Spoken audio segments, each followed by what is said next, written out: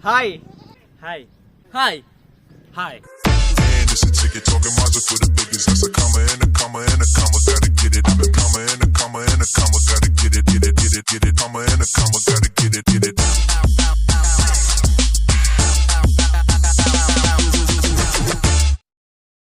We've been talking about English Enhancement 101 since the last semester. We've learned that the tenses of a verb indicates when an action took place. It could be in the past, present, and the future. In this video, we're talking about the three major verbs mood: the indicative mood, subjunctive mood, and imperative mood. What is mood? Mood is a verb form that indicates the mood or manner in which a thought is being expressed, as well as providing perspective.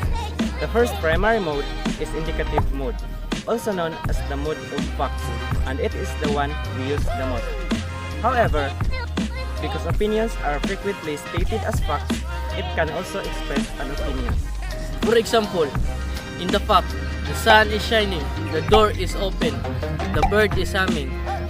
In the opinion, the sun is shining and so are you. The color of door is beautiful, and the birds humming is cool. The second primary mood is subjunctive mood. It is commonly used to express suggestions, recommendations, and advice. It also used to discuss hypothetical and fictitious situations. For example, if I were you, I don't waste and sell my votes, and I recommend you to smile every day. The final primary mood is the imperative mood, also known as a command. It is widely used to give orders or make requests. Get up! Laban lang! Cheer up! Let's not fight!